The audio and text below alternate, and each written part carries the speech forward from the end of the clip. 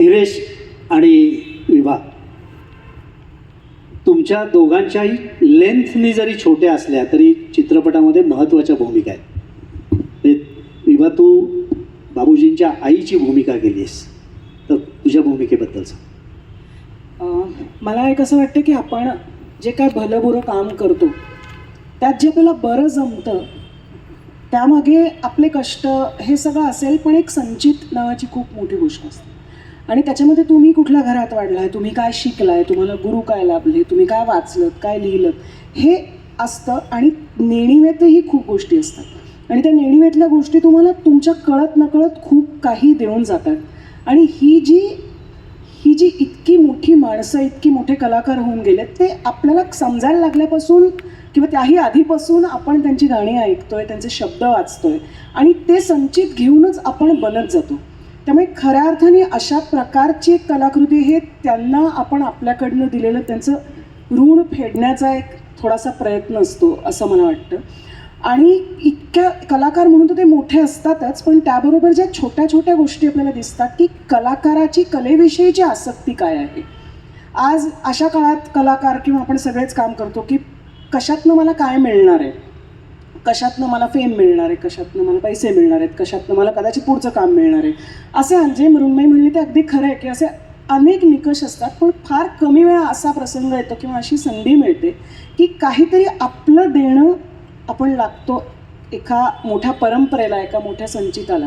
ही जाणीव आपल्याला होते आणि ती संधी आपल्याला मिळते. माझ्या सुदैवाने ही संधी मला वारंवार वेगवेगळ्या प्रसंगात मिळाली. याच्यावरनं अनेकदा विनोदही झाले आहेत की एखादा सांग ना विनोद. दादासाहेब हरकत नाही म्हणजे. मग दादासाहेब फाळक्यांच्या पत्नीची भूमिका केली मी, त्यानंतर गुणा कागलकरच्या पत्नीची बालगंधर्व.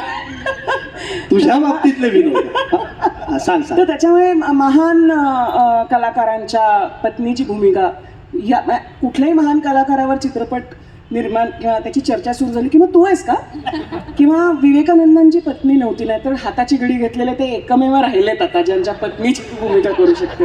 अशा अनेक विनोद माझ्यावर झालेत. मला असं वाटतं की हे करायला मिळणं हे कलाकार म्हणून तुमच्यासाठी खूप मोठी संधी असते आणि ती संधी या निमित्ताने मला मिळाली. याबद्दल योगेशनी माझा विचार केला, याबद्दल खरंच त्याची मी आभारी आहे. आणि तुम्ही म्हणालात तसंच की भूमिकेची लांबी रुंदी हे दरवेळेला प्रत्येक तो निकष महत्त्वाचा आहे, तो नाही असं मी नाही म्हणत, पण दरवेळेला सगळीकडे तेच ॲप्लिकेबल असतं असं नाही आहे. हे आपण काही गोष्टी आपल्यासाठी करतो, आपण कशाचं तरी काहीतरी देणं लागतो म्हणून करतो. आणि ती भावना अर्थातच हा चित्रपट करताना, ही छोटीशी भूमिका करताना माझ्या मनात होती. ते लहान असतानाच त्यांची आई गेली, त्यामुळे कलाकार म्हणून ते कसे घडले, ते किती मोठे होते, हा अनुभव त्यांच्या आईने घेतला नाही, त्या घेऊ शकल्या नाहीत. त्यामुळे मी जे काम केलं त्याच्यामध्ये ती केवळ एक आई होती, मुलाविषयी प्रेम असलेली, तळमळ असलेली, त्याची काळजी असलेली, कुठेतरी ही जाणीव असलेली की आपली प्रकृती आपल्याला किती साथ देईल हे माहिती नाही, पण तरीसुद्धा त्याचं सगळं चांगलं व्हावं, त्यांनी शिकावं, त्यांनी गावं, ही तळमळ असलेली ती एक आई होती. त्यामुळे आई म्हणून रिलेट करणं हे माझ्यासाठी खूप सहज होणारी गोष्ट होती. शिवाय जसं मृण्मयी म्हणली तसं वेशभूषा, महेश आणेंसारखे कॅमेरामन, सेट, ह्या सगळ्या गोष्टी जेव्हा आपण स्वतःला पाहतो तेव्हा त्याचा एक परिणाम होत जातो, निश्चित परिणाम होतो आणि कुठेतरी तुम्हाला ती प्रेरणा परत ते तुम्हाला मिळत जातं. त्यामुळे माझ्यासाठी खूप महत्त्वाचं आहे, छोटं काम असेल तरी. त्यामुळे मला नेहमी असं वाटतं की आपण काय प्रत्येकाचा छोटा जरी रोल असू दे, मोठा असू दे, प्रत्येकाचं काहीतरी एक योगदान चित्रपटासाठी. निश्चित नाही. त्यामुळे मला असं अनेकदा वाटतं की आपण पुण्यात राहतो हा आपला डिसएडव्हान्टेज आहे, पण आजच मला कळलं की आपण पुण्यात राहतो हा या चित्रपटाच्या निमित्ताने माझा ॲडव्हान्टेज ठरला आहे. पटकन बोरला जोक सपाट, पण खूप सुंदर. आम्हाला आज ह्या ट्रेलर बघताना कळते की कारण बायोपिक हा खूप अवघड प्रकार आहे आणि खूप सुंदर हा चित्रपट झाला असणार आणि या सगळ्यांनी त्यांच्या सर्व भूमिकांना उत्कृष्ट न्याय दिला असणार. त्यामुळे खूप शुभेच्छा आणि धन्यवाद. धीरेश, स्वातंत्र्यवीर सावरकर हे दैवत होतं बाबूजींचं आणि ही व्यक्तिरेखा तुला साकारायची होती, तर काय सांगशील त्याच्याबद्दल?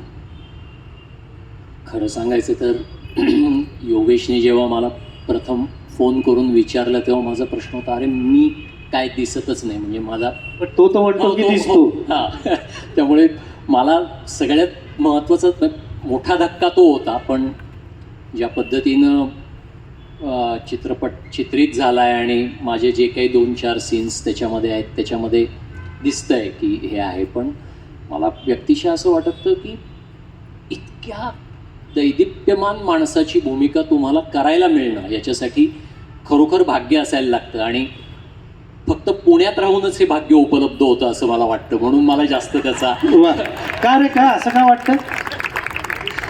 जोक सपाट मी फक्त म्हणलं. आणि मला जी काही वाक्य बोलायला होती त्याच्यामध्ये त्या मला एवढंच वाटतं की कन्व्हिक्शननी ती वाक्य बोलायचा मी प्रयत्न केला. कारण ह्या एवढ्या मोठ्या व्यक्तिमत्वाविषयी आपण काय उद्गार आहेत, काहीच नाही आहेत माझ्याकडे याच्यासाठी उद्गार, पण ती कन्व्हिक्शननी बोलायचा मी फक्त प्रयत्न केला. आणि बस तेवढंच मी मनाशी ठरवलं होतं की जे आपल्याला जी 4 वाक्य जी 6 वाक्य आपल्या वाट्याला येतील त्याच्यामध्ये आपल्याला मनापासून जे वाटतंय ते बोलायचं आहे. आणि मला वाटतं त्याच्यासाठी मी योगेशचे खूप आभार मानेन की त्यांनी मला कुठल्याही गोष्टीसाठी हे का किंवा कशासाठी असे प्रश्न विचारले नाहीत आणि पुरेपूर संधी त्यांनी मला उपलब्ध करून दिली. वा,